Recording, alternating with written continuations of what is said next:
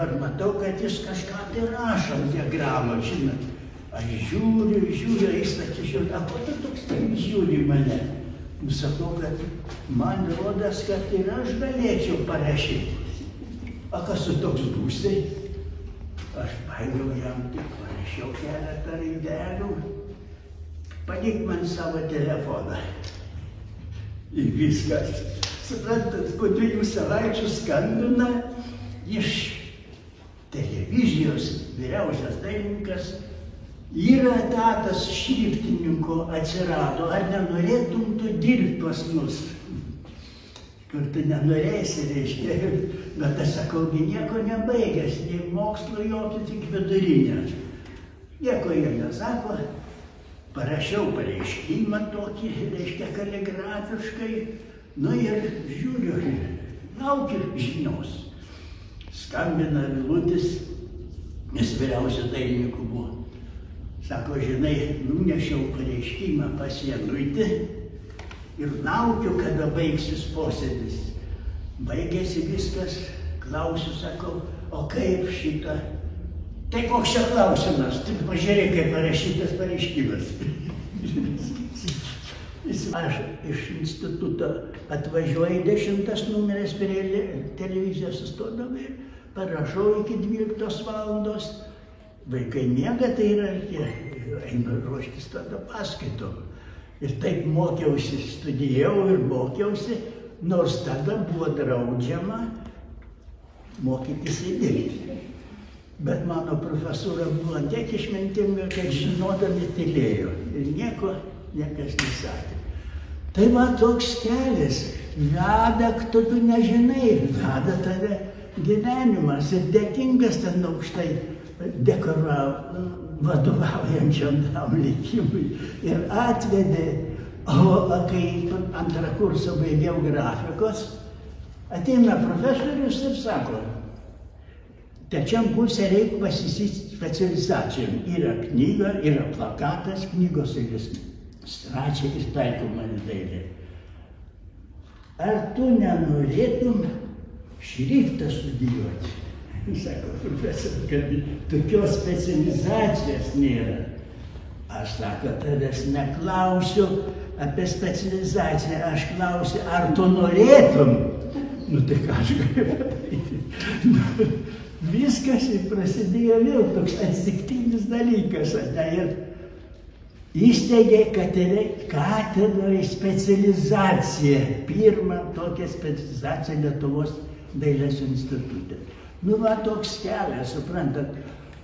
O kai baigiau, tai jau žinot irgi keistas, baigė, paskyrė Vilsdą Žemės ūkio ministeriją. O atsisteigė pedagoginę katedrą ir pedagoginė katedros vedėja Markytė įsiminė mane kaip studentą matyti, žinot. Ir profesoriai, kaip pešėja įsiminė. Ir dar, reiškia, Jurkūnas, katedros profesorius, nueina pas ministrą prašyti, kad mane atstatytų to palikimo privalomo tada, žinot, ne? Tai ministras iškviečia mane, sėdi tie profesoriai visi, ir Morkytė katedros vedėja. Tai sako, koks čia klausimas, jeigu reikia aukštai mokyklai, tai tegul eina, reiškia. O aš jau buvau ir būtą gavęs. Nu tai kaip, nu tavęs nieks nepriklauso, vis matai, veda kažkas, veda iki to, kur tu turi būti. Niekas čia yra toks kažkur aukščiau, matyt, kas tvarko, ne? Tai va, toks mano kelias, suprantat, reiškia. O jau kai baigiau, nu tai nori, nenori. Vat, turiu pasakyti savo profesoriui. Aš manau, kad liaudies mene mūsų dailės šaknis. Tik remdamėsi liaudies menu, jo principais mes galime išeiti į platų meno pasaulį. Ir kaip nesidžiaugsi, kad tai man kelią parodė jisai.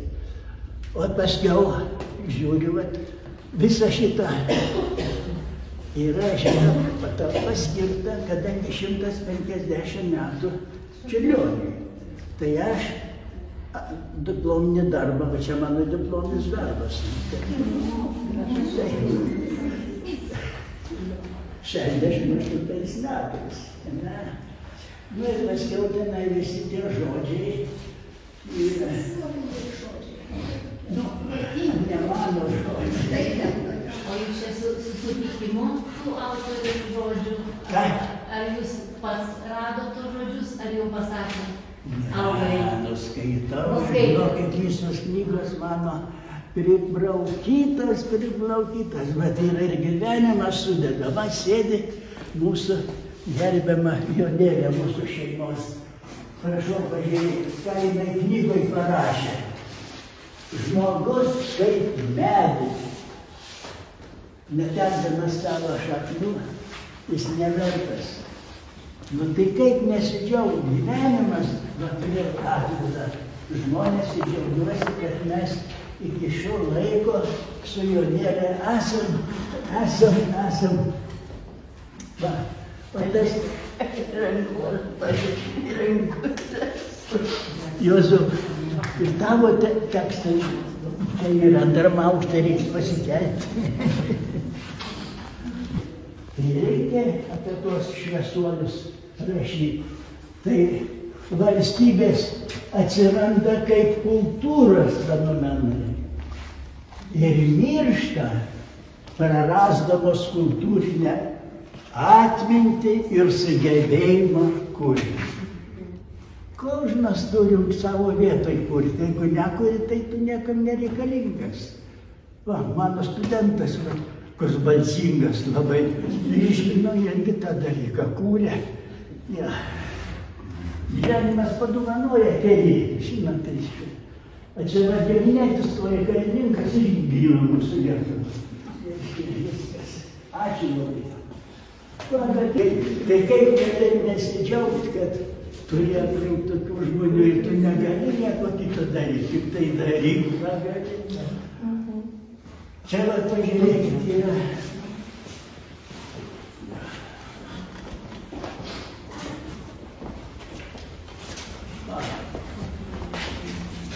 Tas profesorius Atsidravičius, kuris buvo padėję į ministeriją kviesti mane, kad mane žinotų.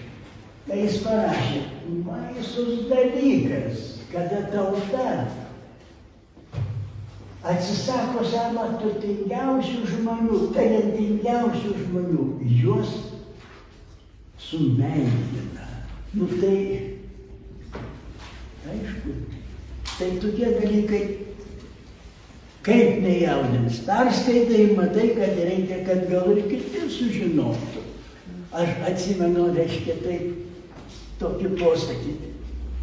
Mes ne savo šviesą žaižaruojame, bet patys stengiamės kitiems šviesą atiduoti.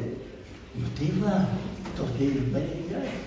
Yra duoti, įsivaizduoti, kas vyko su mumis ir mumyse sovietinės okupacijos metais. Vanda Zaborskaitė. Nu kaip nesidžiaugti tokiais pasakymais, ne? Ir negali tylėti, turi daugiau kas išgirsti tos dalykus. Tada turtėjai pats ir kiti pasidaro turtingesni. Menas neprarast vilties. Nu tai kaip negali džiaugtis tokiu pasakymu. Ir visi turi tą įsidėti, man atrodo, galvoje. Kas nebūtų, neturim teisės prarasti. Ir aš džiaugiuosi, kad ranka kol krūta rašau, reiškia, žinai, neturiu prarasti tos vilties. O dabar kita. Va žiūrėkit. Jurga Ivanauskaitė. Man atrodo svarbiausia, kad mokykla ugdytų kūrybiškumą, drąsaus ir laisvo mąstymo įgūdžius, pasitikėjimą savimi ir atsakomybės jausmas. Šios savybės tikrai kompensuos fizikos, matematikos ar astronomijos žinių stoką. jauną rašytoją, klausykit, išėjus jau, aš ir matau, kad mes gaunam žinių iš tie, kurie aplink apstoja. Bet gaunam iš tų, kurie jau išėję, kaip žvaigždės, nes vienus mirksi, tai kuriais mes sustinkam. Bet yra, kurios šviečia jau nebemirksėdamas, jau senai jau išėję. Bet šviesą mums teigia. Nu tai kaip nesidžiaugti tokiais dalykais. Tu ir dalyviesi. Ant kiek svarbus yra žinios, bet dar svarbiau vaizduotė. Vaizduotės suklestėjimas, kultūrinio palikimo laikotarpis. Nieko nepadarysim. Žinios yra žinios, bet vaizduotė žmogaus tai yra erdvė, kurią tu turi kvėpuoti ir nebijoti. Nu, o kas yra apie čiurlionį? Nu, profesorius Viktoras Fakirmanas rašo, man rodos, kad čiurlionis tarp žmonijos milžinų yra vienas didžiausių.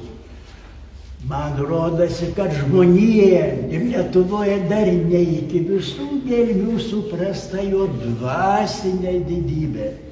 Linkiu iš visos širdies, kad greitai ateitų laikas, kai visai žmonijai bus aišku, kokius dvasinius turtus suteikia mažoji lietuvių tauta žmonijai savo genialaus Čiurlionio veikalais.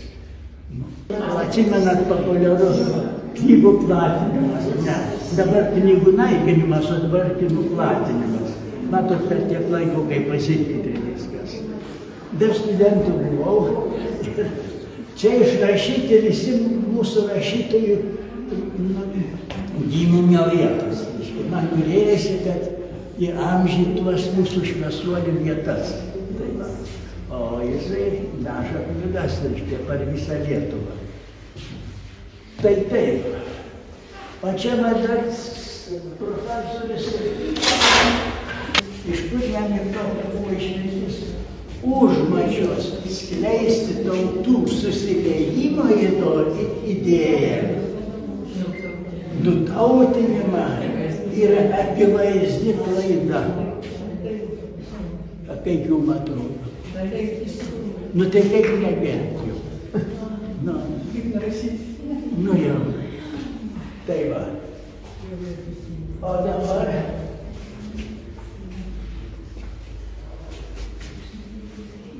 atimk iš tautos istoriją, jos asmenybę suniekink ir tauta įsigelbs. Nu, tad puikiai atliekom mes, ne? Puikiai, ne? Sugebam daug pažangos per tiek metų sukaupam, ne? O man tai atrodo, kad karas kaip tik tai ir yra baisybė. Pastebėt, koks jisai negražus, ne? O kad kultūrytė tokia kultūringa kultūra, ne? Ir vargšė kultūra ir tą numetė jau nebereikalinga ta kultūra. Jeigu karas, tai žinom, kokią kultūrą vertina karas. Toks Česlovas Kutova buvo profesorius, labai geras. Mokslas ir technika sukūrė galią, atomai ir panašiai. Bet nespėja įskiepyti jai dvasios ir sąžinės. Bitės karo prisiminimus, 2 storas knygas. Skaičiau ir negalėjau atsidžiaugti. Tais metais, kada čia karas tenai, okupacijos ir visą kitą. Koks šviesų žmogus suprato, kad žmonėm reikia šviesti. Ir mes, jei mes nebūsime tautai lygus tiems, ugniniams stulpams, kurie kadaise žydų tautai rodė kelią tyruose. Ką mes nuveiksime ir kokia mūsų vertė tada? Tai argi tai turėtume neužmiršti šitų dalykų? Užtat jūs stengiatės savo šit trečiame universitete, stengiatės būti kaip gerai, aišku. Istoriška istorija apie narsias širdis, pasirinkusias mirtį ir kovą, neprisitaikydama baisų to laikotarpio smurto, žiaurumų, nevilties, siaubingo žmogaus paniekinimą, jausmą, kad viskas yra beprasmiška. Tačiau narsių širdžių dėka mes dar gyvi. Tas tartinės tempas paviršutiniškume nebesuderina savo veiksmų su gilesne žmogaus dvasinė prigimtimi, sukuria chaosą savo viduje, kartu ir pasauliai, ir pervertindamas kūniškąją kovą už būtį. Pinigėliai iškvartinami, gerai gyvename. Užmiršti reiškia kitą dalyką, nes gyvenimas iš dviejų dalių yra, išorinė ir vidinio. Tai va, kuriam skiriam mėnesį. Va čia visas partizano testamentas, reiškia, čia labai gražiai yra surašyta. Jeigu norėsit perskaitykit, bet tai iki ryto reikia skaityti. Bet žodžiai tokie, kad nereikia. Aš kai perskaičiau šitą, tai negalėjau nerašyti. Žinot turbūt, ne? Tai va. Būti laisvam nuo minties elgesio ir daugumos mąstymo, tai yra baisus dalykas, jeigu patenki tą masę, o tu turi drąsiai turėti savo nuomonę. O čia dar partizano žmona. Ne tik vargo ir skausmo pamatę mes ten mokam suprasti ir mylėti. Tai reiškia, skausmas yra mūsų reikalingas daiktas. Nereikia jau vien apvalomos, reiškia, žinot, suteikia stiprybės. Visas, kas ant svieto yra reikalingas, tik reikia santykių. Mes bendraujam ir džiaugiuosi, kad turėjau tokios mokytojus kaip savo kučią, kuris man kelią nurodė. Ir aplamai, aš manyčiau, mes neįvertinam tikrai mokytojų. Aš džiaugiuosi, kad pastatytas motinai paminklas ir Pirčiupiai. Puikiai atsekė motinų mūsų kančias ir ištikimybę mūsų tautai. Filharmonija padariau ženklą, dabar mokslo universiteto jubiliejus, kaip buvo 400 padaryta. Ant kiekvieno lietuviško pinigo Lietuvos monetų kalykla. Nu čia universiteto medicinos fakultetai. Čia mokslo akademija katalikų. Tai darai žmogus kaip. Ekslibrisus čia lygiai 90 yra. Tai nedaug, reiškia, dabar daugiau jau yra, bet tą progą mano mielas kolega surinko gražiai ir pateikė, žinot, tai ačiū jam. Kuris yra sukurtas dailininko, ne, vis tiek, ir atspausdintas, ne. O kaligrafija, aš turiu tą raidę sugalvoti, kad jinai atsteistų, kaip atitiktų tą turinį. Va čia yra nuo šrifto skiriasi kaligrafija. Reiškia, kaligrafija žmogus pats keičia formą, o šriftą aš neturiu teisės. Aš tik tai galiu padidinti, pamažinti vietą. O sakykit, jeigu, pavyzdžiui, jūsų mokinys tą patį parašytų, jis kitaip parašytų. Nepapipsniausiai. Bet jis kitaip parašytų. Kodėl parašas yra banke? Tai jeigu jau tai nebūtų kaligrafija, tai ir yra parašas. Ne? Ir svarbiausia, tai žmogaus dūšios vaizdas. Ne? Tik tai mes nenorim to suprasti, nežinom kartais, kad tai yra. Bet specialistas iškart pamatys ir pasakys. Jeigu ir teismas tai yra suranda, vis tiek yra, kad tai yra širdies